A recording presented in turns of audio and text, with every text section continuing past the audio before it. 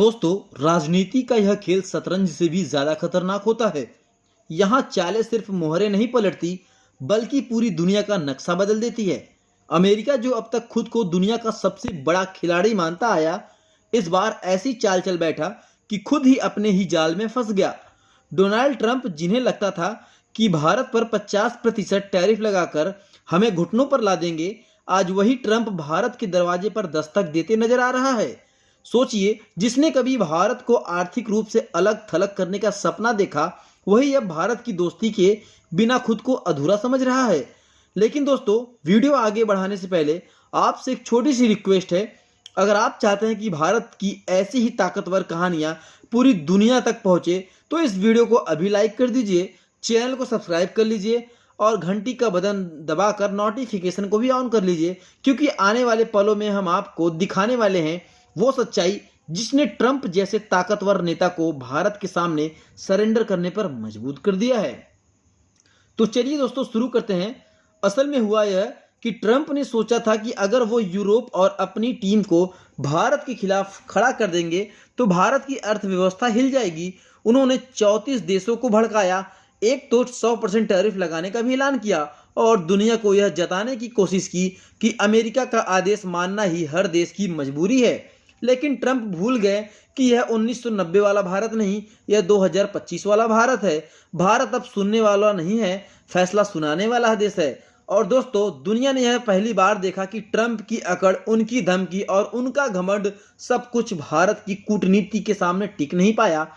भारत ने जो जवाब दिया वो किसी तमाचे से कम नहीं था। आपको बता दें, अगस्त 2025 में जब ट्रंप प्रशासन ने 50% टैरिफ ठोक दिया था, तो सोचा था कि भारतीय एक्सपोर्ट ध्वस्त हो जाएगा। लेकिन क्या हुआ, भारत का निर्यात घटने की बजाय 9.34% बढ़ गया। यह सुनकर खुद अमेरिकी अखबारों ने लिख दिया कि ट्रंप की पॉलिसी उन्हीं के गले की फांस बन गई है।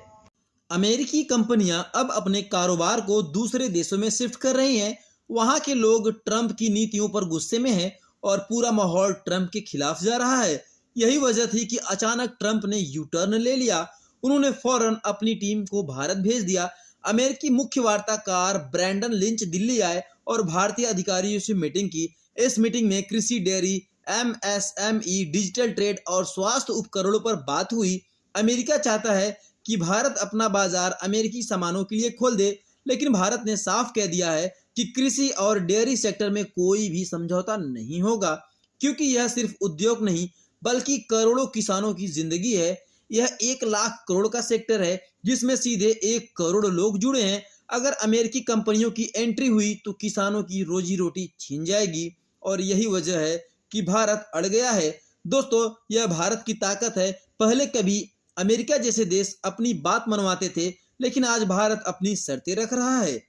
ट्रंप को भी समझ आ गया कि भारत के बिना खेल आगे बढ़ाना नामुमकिन है और यही वजह है कि वह ट्रंप, जो कभी भारत पर 100% टैरिफ लगाने की धमकी देते थे, आज सोशल मीडिया पर पीएम मोदी को मेरा दोस्त कहकर पुकार रहे हैं। उन्होंने ट्रुथ सोशल पर पोस्ट किया कि प्रधानमंत्री नरेंद्र मोदी से उनकी शानदार बातचीत हुई और वह जल्द भारत आकर अपने अच्छे दोस्त से मुलाकात करेंगे और व्यापार के विषय में चर्चा करेंगे। सोचिए दोस्तों, कल तक जो हमें घुटनों पर लाना चाहते थे, आज वही दोस्ती की दुहाई दे रहे हैं। लेकिन यह कहानी यहीं खत्म नहीं होती। ट्रंप ने मोदी को फोन करके जन्मदिन की शुभकामनाएं भी दी और यह भी कहा कि रूस यूक्रेन युद्ध को खत्म करने में भारत की भूमिका अहम होगी। मोदी ने भी पलटकर जवाब दिया कि भारत और अमेरिका की साझेदारी नई ऊंचाइयों तक जाएगी। यानी कि साफ है कि आज भारत सिर्फ ट्रेड पार्टनर नहीं बल्कि एक ग्लोबल पावर बन चुका है, जिसके बिना किसी भी बड़ी डील पूरी नहीं हो सकती। दोस्तों, असली खेल यहीं से शुरू होता है। ब्रिक्स, जी हाँ, ब्रिक्स अब सिर्फ 5 देशों का ग्रुप नहीं रहा। इसमें सऊदी अरब, ईरान, यूएई, मिस्र और इथोपिया भी जुड़ चुके हैं। यानी कि यह समूह अब दुनिया की 40% आबादी और 40% अर्थव्यवस्था का मालिक बन चुका है। यह कोई मामूली आंकड़ा नहीं। यही वजह है कि पश्चिमी देशों की नींद उड़ चुकी है। आईएमएफ तक भी मान रहा है कि 2025 में ब्रिक्स की ग्रोथ 3 से 4% रहेगी, जबकि बाकी दुनिया की सिर्फ 2.8%। और G7 देशों की हालत देख ही लीजिए। अमेरिका, जापान, जर्मनी जैसे दिग्गज 1.2% पर अटके हैं। अब आप समझ गए होंगे कि बाजी बिल्कुल पूरी तरीके से पलट चुकी है और इस पलटी हुई बाजी का सबसे बड़ा खिलाड़ी है हमारा भारत। भारत जिसकी जीडीपी 6.4% की रफ्तार से दौड़ रही है। भारत जिसने रूस से सस्ता तेल खरीदा और अमेरिका के दबाव को सिरे से नकार दिया। अर्थशास्त्री रिचर्ड वुल्फ ने तो मजाक उड़ाते हुए कहा, अमेरिका का भारत को धमकाना वैसा ही है जैसे कोई चूहा हाथी को डराने की कोशिश करे। ब्रिक्स की ताकत आंकड़ों से भी ज्यादा है। रूस और ब्राजील खाद्य और ऊर्जा के सबसे बड़े सप्लायर हैं। चीन और भारत दुनिया के सबसे बड़े बाजार हैं और जब यह सब मिलकर चलते हैं तो नतीजा होता है एक नई वैश्विक शक्ति। जी हाँ, और यही वजह है कि पश्चिमी देशों की हालत पतली है। अमेरिका का कर्ज 36 ट्रिलियन डॉलर तक पहुंच चुका है। चीन अमेरिकी बॉन्ड्स में निवेश घटा रहा है।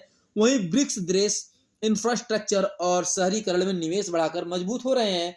दोस्तों, यह सिर्फ आंकड़ों की लड़ाई नहीं है, यह नई विश्व व्यवस्था की शुरुआत है।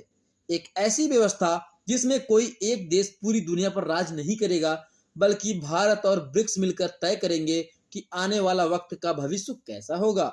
और यही वजह है कि ट्रंप मजबूरी में भारत से हाथ मिला रहे हैं। दोस्तों, अगर पूरी तस्वीर को देखें तो साफ दिखाई देता है कि दुनिया की राजनीति अब उसी पुराने ढर्रे पर नहीं चल रही।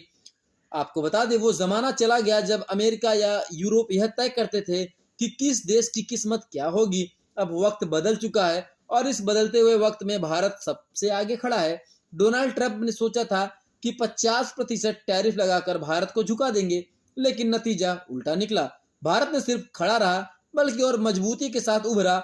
निर्यात बढ़ा, आत्मविश्वास बढ़ा और दुनिया को साफ संदेश मिला कि भारत अब दबने वालों में से नहीं है। आज हालत यह है कि ट्रंप जो कभी भारत को घुटने पर लाने का सपना देखते थे, अब मोदी को अपना दोस्त कहकर पुकार रहे हैं। यह सिर्फ दोस्ती का इशारा नहीं बल्कि मजबूरी की निशानी भी है। दोस्तों, मजबूरी इसलिए क्योंकि भारत अब दुनिया की अर्थव्यवस्था, ऊर्जा बाजार और कूटनीति का सबसे अहम खिलाड़ी बन चुका है। ब्रिक्स की ताकत ने भारत को और मजबूती दी है। पश्चिमी देशों की धीमी ग्रोथ और बढ़ते कर्ज ने उनकी पोल खोल दी। वही भारत तेज रफ्तार से दौड़ रहा और पूरी दुनिया मान रही है कि आने वाले वक्त में global balance of power Bharat और ब्रिक्स के हाथों में होगा। इसलिए दोस्तों, यह कहानी सिर्फ भारत बनाम अमेरिका की नहीं, बल्कि यह कहानी उस नई विश्व व्यवस्था की है जहां भारत निर्णायक भूमिका निभा रहा है।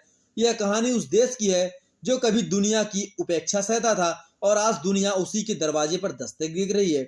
ये कहानी उस भारत की है जिसने साबित कर दिया है कि अगर हिम्मत और रणनीति सही हो तो सबसे बड़ी ताकतवर शक्ति भी आपके सामने झुकने पर मजबूर हो जाती है। तो दोस्तों, ये थी हमारी आज की खास रिपोर्ट। आप इस पूरे मसले पर क्या सोचते हैं? क्या भारत सचमुच नई विश्व व्यवस्था का सबसे बड़ा खिलाड़ी बन चुका है?